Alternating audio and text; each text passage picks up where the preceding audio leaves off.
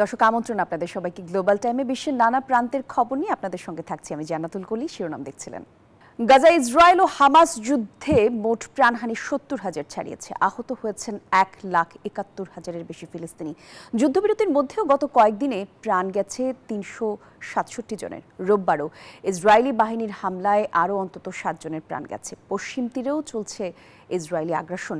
এদিকে কাতারের প্রধানমন্ত্রী শেখ মোহাম্মদ বিন আব্দুর রহমান আল থানি জানিয়েছেন, যত দিন যাচ্ছে যুদ্ধবিরতির আলোচনা ততই জটিল হচ্ছে। তিনি বলেন, গাজা থেকে ইসরায়েলি সেনা পুরোপুরি না সরালে উপত্যকাটিতে শান্তি ফিরবে না।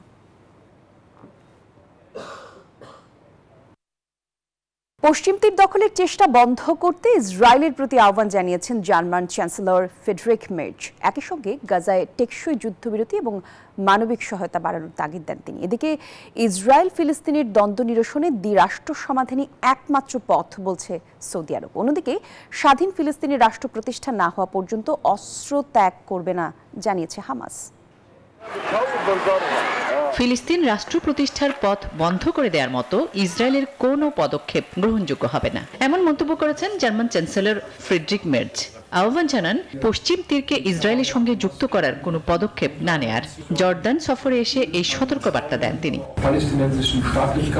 পশ্চিম তীরের পরিস্থিতি আমাদের নজর থেকে সরিয়ে দেয়া চলবে না। ফিলিস্তিন রাষ্ট্র প্রতিষ্ঠার পথ খোলা রাখতে হবে। তাই পশ্চিম তীরে কোনো ধরনের সংযুক্তিকরণ মেনে নেওয়া যায় না। জর্দানের পর ইসরায়েল সফরে যান জার্মান চ্যান্সেলর ফ্রিডরিখ মের্জ। সেখানে গাজায় অবিলম্বে একটি টেকসই যুদ্ধবিরতি এবং ফিলিস্তিনিদের জন্য আরও মানবিক সহায়তার উপর জোর দেন তিনি। এদিকে ইসরায়েল ফিলিস্তিন সংঘাত নিরসনে দ্বিরাষ্ট্র সমাধানই একমাত্র পথ বলে জানিয়েছে সৌদি আরব। দেশটির পররাষ্ট্র মন্ত্রণালয়ের একজন কর্মকর্তা এই মন্তব্য করেন বলে জানিয়েছে আল জাজিরা। স্বাধীন ফিলিস্তিন রাষ্ট্র প্রতিষ্ঠা না হওয়া পর্যন্ত লড়াই চালিয়ে যাওয়ার বার্তা দিয়েছে হামাস। ফিলিস্তিনের স্বাধীনতাকামী সংগঠনটি সতর্ক করে, ইসরায়েল দখলদারিত্ব বন্ধ করলেই অস্ত্র সমর্পণ করবে তারা। আসমাতুলি, নিউজ 24। সুদানের দক্ষিণ কার্দোফানে একটি কিন্ডারগার্টেনে ড্রোন হামলায় নিহত হয়েছেন 46 জন শিশুসহ অন্তত 116 জন। চিকিৎসকরা এই হামলার জন্য আধাসামরিক বাহিনী আরএসএফকে দায়ী করলেও বাহিনীটির অভিযোগের তীর সেনাবাহিনীর দিকে। তাদের দাবি, দারফুন সীমান্তে ত্রাণবাহী পথে হামলা চালিয়েছে সেনাবাহিনী। 1.5 বছর ধরে চলা এই সংঘাতে শিশুদের উপর এমন বর্বরচিত হামলার তীব্র নিন্দা জানিয়েছে ইউনিসেফ।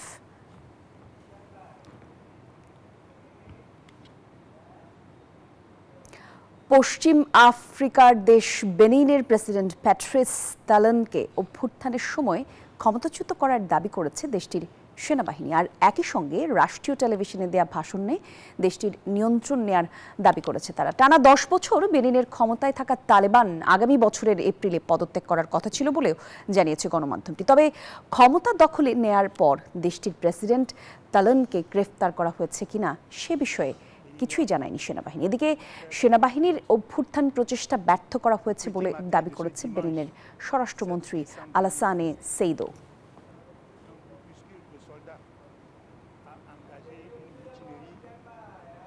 কোনো ফলাফল ছাড়াই শেষ হলো ইউক্রেন ও মার্কিন কর্মকর্তাদের মধ্যে শান্তি আলোচনা। আর এই পরিস্থিতিতে ইউক্রেনের বিভিন্ন অঞ্চলে হামলা আরও জোরদার করেছে রুশ বাহিনী। এতে বেশ কিছু আবাসিক ভবন ক্ষতিগ্রস্ত হয়েছে, তবে বেশিরভাগই ড্রোন ভূপাতিতের দাবি করেছে কিয়েভ। একের পর এক পদক্ষেপ নিয়েও রাশিয়া ইউক্রেন যুদ্ধ বন্ধে কোনো চূড়ান্ত সিদ্ধান্তে আসতে পারেননি মার্কিন প্রেসিডেন্ট ডোনাল্ড ট্রাম্প। ইতোমধ্যে কোনো ফলাফল ছাড়াই শেষ হয়েছে যুক্তরাষ্ট্রের ফ্লোরিডায় ইউক্রেন ও মার্কিন কর্মকর্তাদের মধ্যে চলতে থাকা 3 দিনব্যাপী শান্তি আলোচনা। ইউক্রেনের প্রেসিডেন্ট ভলোদিমির জেলেনস্কি জানান, মার্কিন দূত স্টিভ উইটকফ ও জারেড কুশনারের সঙ্গে গঠনমূলক কথা হয়েছে।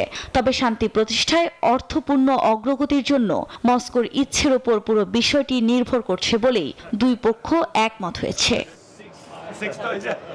যুদ্ধ বন্ধের এই আলোচনার মধ্যেই ইউক্রেন জুড়ে হামলার মাত্রা আরও বাড়িয়েছে রুশ বাহিনী। গণমাধ্যমের তথ্য বলছে, রাজধানী কিয়েভ, জাপোরিজিয়া সহ বিভিন্ন অঞ্চলে জ্বালানি অবকাঠামো ও গুরুত্বপূর্ণ সামরিক বেসামরিক অবকাঠামো লক্ষ্য করে চলছে হামলা। ব্যবহার করা হয়েছে 653টি ড্রোন ও 51টি ক্ষেপণাস্ত্র। এতে ব্যাপক ক্ষয়ক্ষতির কথা জানিয়েছে কিয়েভ। আমাদের অস্ত্রের সাহায্যের অত্যন্ত জরুরি। বিশ্বের অবশ্যই সাহায্য করা উচিত। আমাদের কথা শোনা উচিত, যাতে ট্রাম্প আমাদের কথা শুনতে পান যে তাকে প্রতারিত করা হচ্ছে। আপনি রাশিয়ার সাথে দর কষাকষি করতে পারবেন না। যদিও বেশিরভাগ ড্রোনই ভূপাতিতের দাবি কিয়েভের। এদিকে শান্তি চুক্তি নিয়ে আলোচনা করতে সোমবার জেলেনস্কির সঙ্গে বৈঠক করবে ইউরোপের 4 নেতা। আফরিন মৌ, নিউজ 24। সিরিয়ায় বাশার আল আসাদ সরকারের পতনের প্রথম বার্ষিকী উদযাপন শুরু হয়েছে দেশের পতাকা উড়িয়ে এবং আতশবাজির মধ্য দিয়ে। দিবসটিকে সামনে রেখে কয়েকদিন আগেই স্কোয়ারে জড়ো হতে শুরু করেছে মানুষ। রাজধানী দামেস্ক ছাড়াও হামাসে বিভিন্ন শহরে চলছে মুক্তির উদযাপন। তবে সিরিয়ায় অর্থনৈতিক সংকট এখনো তীব্র। দুর্বল দেশটির শাসন ব্যবস্থাও সারারা শাসনের 1 বছর পর সরকারি কর্মচারীরা ব্যাপকভাবে ছাঁটাই হয়েছে। কমেছে ভর্তুকির পরিমাণ। বৈদেশিক নিষেধাজ্ঞা শিথিল হলেও এখনও এর কার্যকর ফল পাচ্ছে না সিরিয়ার মানুষ। গেল বছরের 8 ডিসেম্বর ব্যাপক রক্তপাত এবং অত্যাচারের পর পতন হয় আসাদ সরকারের। দর্শক, এই ছিল গ্লোবাল টাইমের আপডেট। সঙ্গে ছিলেন যারা এতক্ষণ। ধন্যবাদ সবাইকে।